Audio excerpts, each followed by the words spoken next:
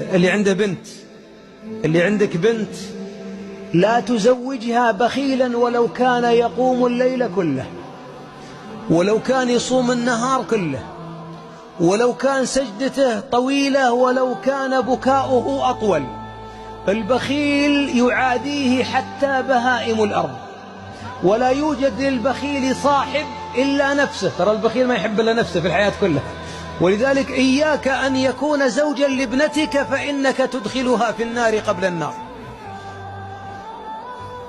ولا يزعل عليه أحد.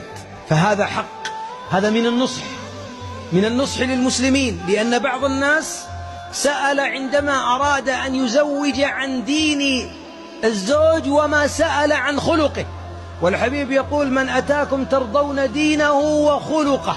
الدين ترى يمكن مطوع 180 درجة جميل، لكن خلقه لئيم.